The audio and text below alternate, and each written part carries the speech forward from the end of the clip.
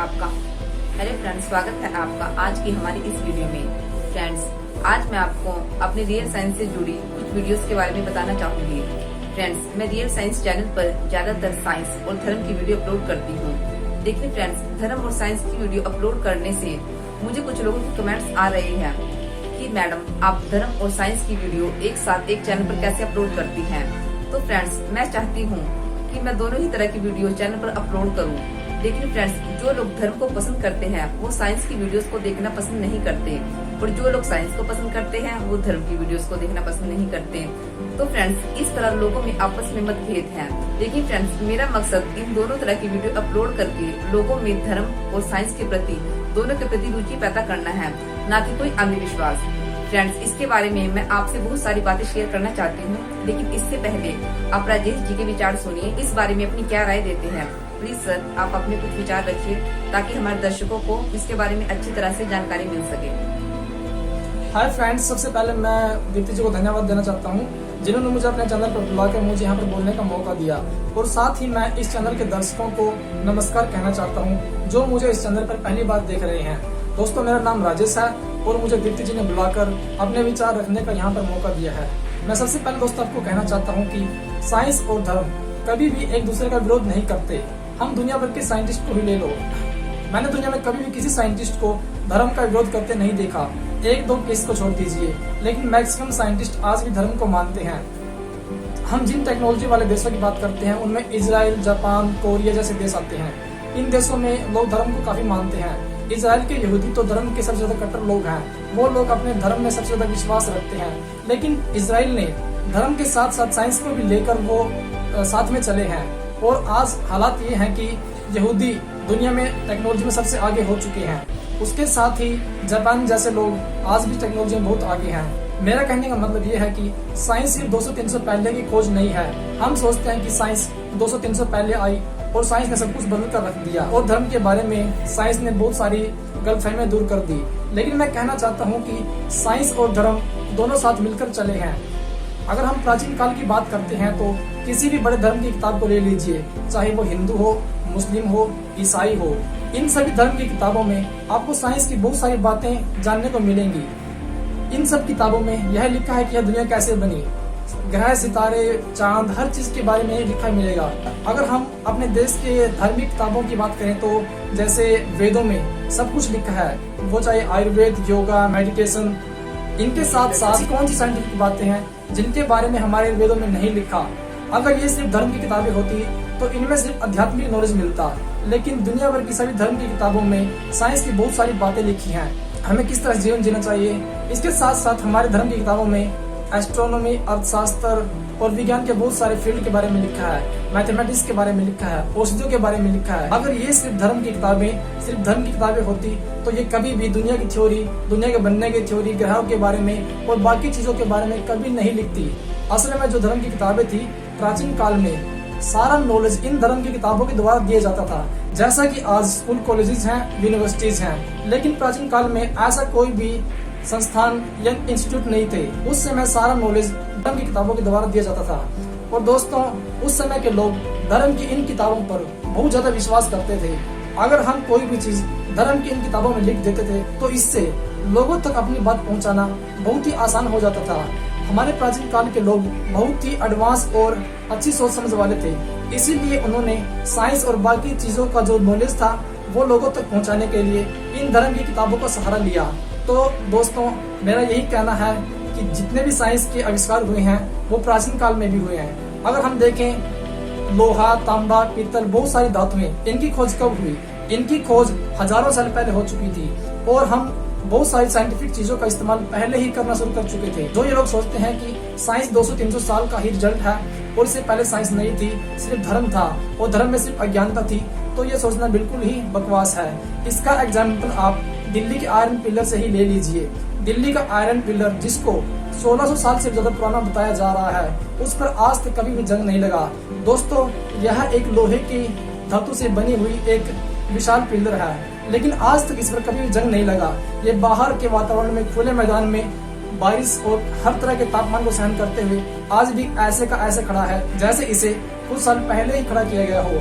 यह टेक्नोलॉजी की एक अद्भुत मिसाल है। इसलिए मैं कहना चाहता हूँ कि अपने आप को साइंस तक ही सीमित मत करो।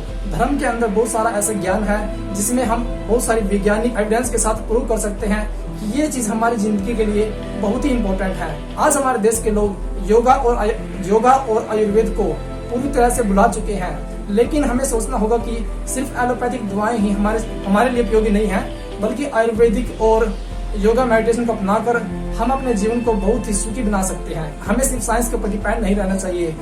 हमारा जीने का मकसद क्या है, हमें पहले यह सोचना चाहिए। हम आज के टाइम में सुख और सुविधाओं के पीछे भागते हैं। भौतिक ज्ञान ही सब कुछ नहीं होता, आध्यात्मिक ज्ञान भी हमारे लिए बहुत ही जरूरी है, क्योंकि भौतिक ज्ञान के द्वारा हम सुख और सुविधाएं तो पा सकते हैं, लेकिन कभी भी मन की शांति नहीं पा सकते। अगर हमें साथ में मन की शांति चाहिए और सभी सुख सुविधाएं चाहिए, तो धर्म और साइंस को साथ लेकर चलना ही पड़ेगा।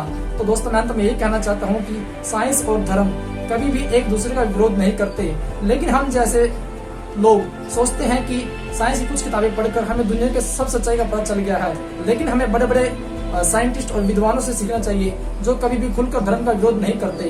वो धर्म का विरोध क्यों नहीं करते? क्योंकि उन्हें पता है कि हमारे समाज को साइंस और धर्म दोनों की जरूरत है, इसलिए कभी भी फालतू की बहस में ना पड़े।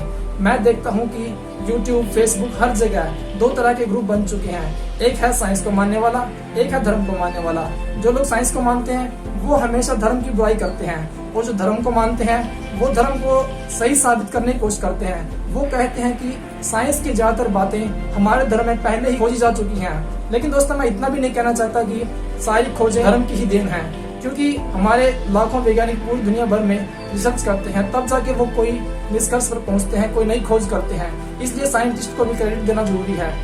इसका मकसद यह नहीं है कि हम धर्म को बिल्कुल ही अंडर एस्टिमेट कर दें। धर्म की वैल्यू भी उतनी है जितनी साइंस की, इसलिए हम दोनों को साथ लेके चलना है और बिना बात की फालतू की बहस में पढ़ने की बजाय एक दूसरे का सम्मान करें। अगर आपको साइंस ज्यादा अच्छी लगती है तो आप साइंस को माने, जिसको धर्म अच्छा लगता है वो धर्म को माने, लेकिन दूसरों की बातें समझने की कोशिश करें, दूसरे के विचार भी सुने।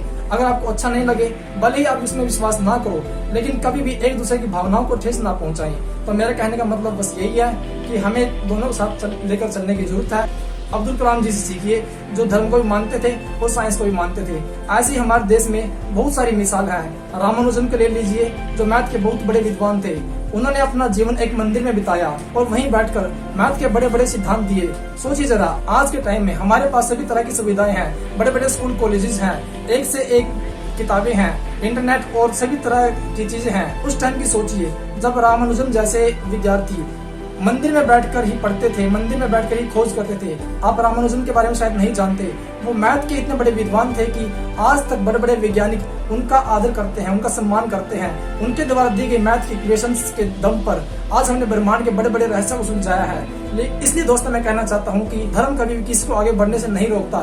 ये लोगों की गंदी मानसिकता है जो सोचते हैं कि वो धर्म की वजह से पीछे हैं। मैं कहना चाहता हूँ कि आज हमारे देश में बहुत सारे ऐसे लोग हैं जो सोचते हैं कि हिंदू धर्म के लोग आज धर्म की वजह से पीछे हैं, लेकिन आपको नहीं पता कि हमारे देश के लोग अमेरिका में जाकर अपना परचम लहरा चुके हैं, अपनी काबिलियत को साबित कर चुके हैं। आज नासा में 40% के आसपास भारतीय काम करते हैं। इसके साथ ही अमेरिका में हर चौथा डॉक्टर इंडियन है।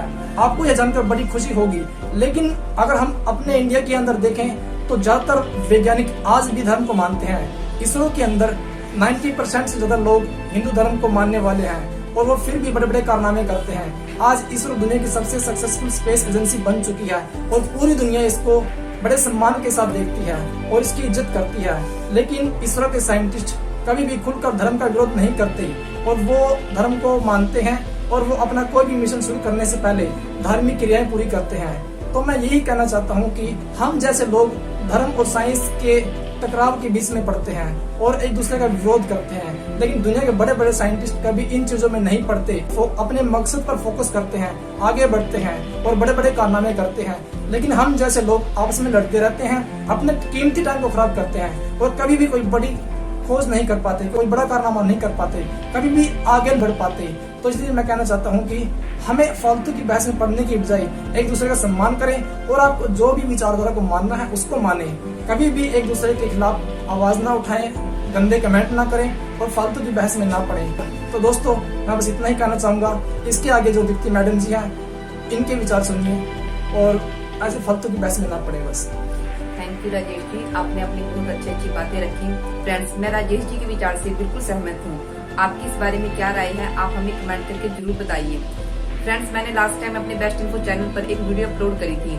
इसमें हिंदू धर्म के बारे में मैंने कुछ बातें लिखी थी कि किस तरह फॉरेन के लोग हमारे हिंदू धर्म की रिस्पेक्ट करते हैं, किस तरह उसका सम्मान करते हैं और साथ साथ वो अपने साइंटिफिक काम भी करते हैं। लेकिन मुझे उस वीडियो पर कुछ इस तरह के कमेंट आए कि मैम आप उस चैनल पे इस तरह की वीडियो डालते हो और इस पर इस तरह की। फ्रेंड्स, धर्म हमें क्या सिखाता है कि हम अपने बड़ों का आदर करें, संस्कार करें। फ्रेंड्स, मेरी वीडियो का मकसद किसी को अंधविश्वासी बनाना बिल्कुल भी नहीं है। फ्रेंड्स, मैं यही चाहती हूँ कि हम धर्म के साथ साथ एक साइंटिफिक सोच लेके आए और अपने देश का नाम रोशन करें। तो फ्रेंड्स, मेरी इस वीडियो का मकसद यही था कि जो लोग बार बार कमेंट करके मुझे पूछते हैं कि मैम आप दोनों विचारों वाली हो या मनुवादी हो, इस तरह के कमेंट सुनकर फ्रेंड्स मुझे इस वीडियो तो मेरे लिए यह जरूरी हो गया ताकि मैं लोगों को खुलकर इस टॉपिक पर बोल सकूं। तो फ्रेंड्स, आपकी इस बारे में क्या राय है, आप मुझे कमेंट करके जरूर बताइए और मुझे इसी तरह सपोर्ट करते रहिए। Thanks for watching.